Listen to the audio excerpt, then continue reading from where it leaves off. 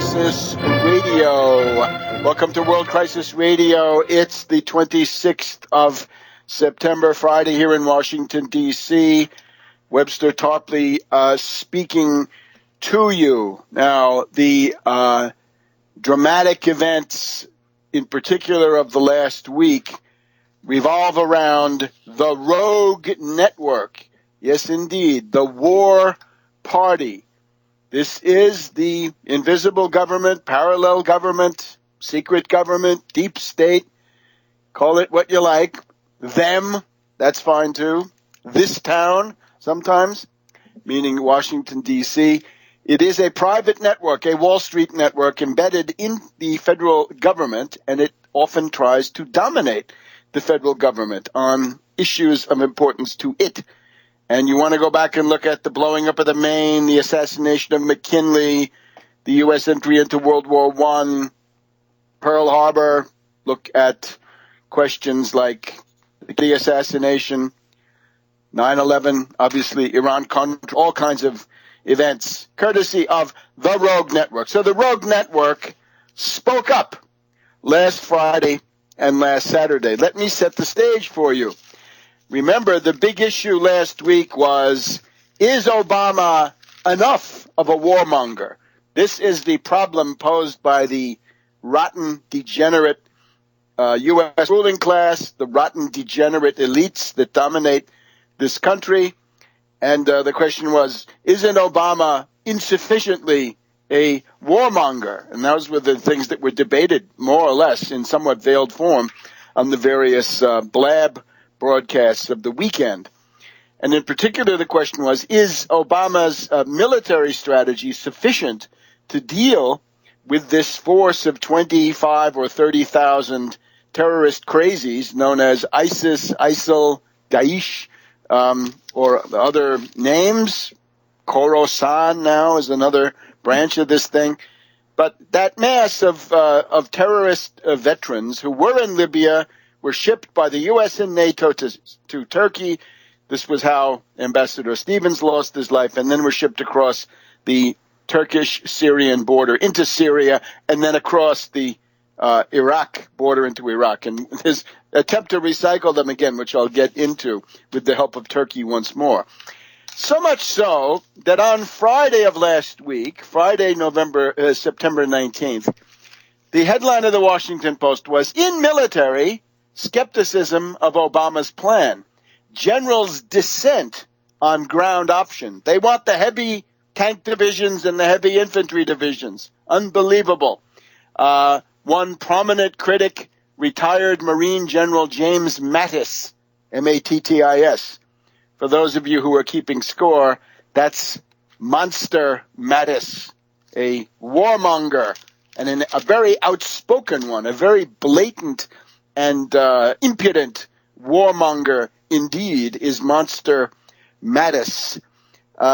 So they're bashing Dempsey because Dempsey did not go all the way to get the ground troops in there, but at a hearing in the Senate earlier last week, as we reported, Dempsey had said he entertained the possibility of having some ground advisors, some ground forces, infantry advisors and things like this deployed, but that he had not made that decision yet. So this was at the occasion of the Dempsey-Hagel Secretary of Defense appearance at the Senate Armed Forces Committee, I guess.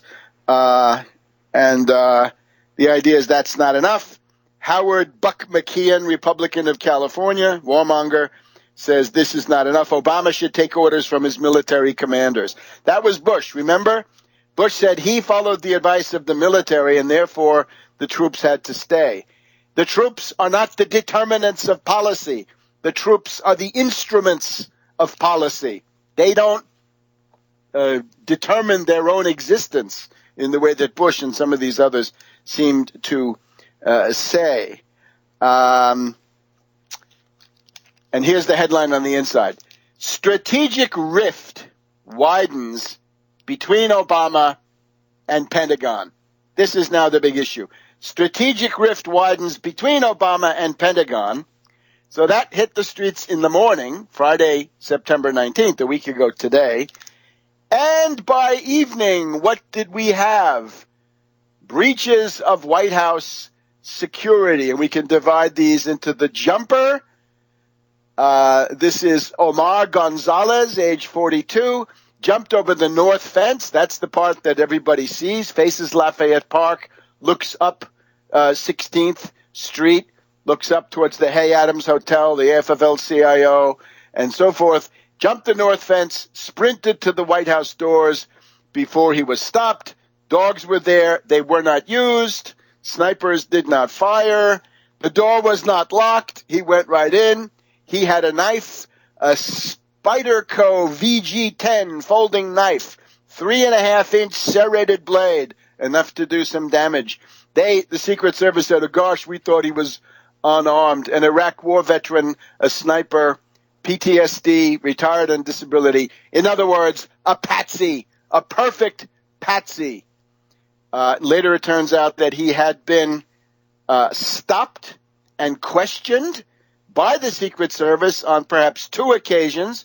He was found running around the outside of the White House, the periphery, with a hatchet in his belt. Now that's one. One is bad, but when you get 2, you have a pattern. And what I'm telling you now, what I'm going to tell you, is stuff that has been ignored by the Washington Post.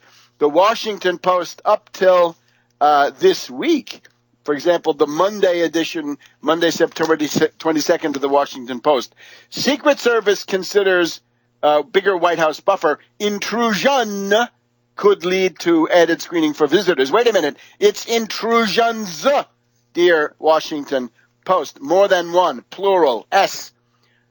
Here's the second one. The barging vehicle, a vehicle that did not stop. And you have to remember, Pennsylvania Avenue is closed between the White House to the south, Lafayette Park to the north, from the Treasury all the way over to the Renwick Gallery. This is closed to traffic. This is essentially a pedestrian zone. It actually helps free speech because that zone is not under the Secret Service, but it's under the D.C. traffic police, and they don't care about demonstrations, so you can go there with your soapbox and have your say. But you can't bring a car in there, and there are now physical barriers, pilings that come up out of the street that prevent automobiles, trucks, and so forth from coming in there. Now, the story is that Kevin Carr of Chemung, New Jersey, was driving an automobile, and he tried to attach himself to the tail end of a group of cars, a motorcade of some sort, but not the presidential one. Obama had just flown away, according to these reports, and he tried to get in. So this happened at the 15th and E Streets, right? And he's trying to get in. The Secret Service tells him to stop. He didn't stop, and then he refused to leave. So according to this, he did not hit the barriers, but he got out of the car and was arrested when he refused to leave. Now, of the two, this one is by far more important, right? Whatever a person can carry can pack quite a punch.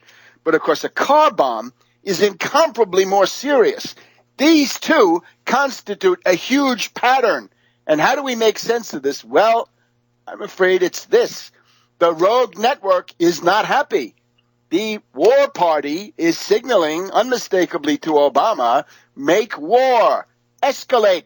We demand escalation. And it doesn't mean just Syria or Iraq.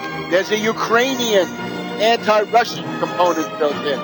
This is a severe emergency that has now been introduced. Back in a minute on World Crisis Radio.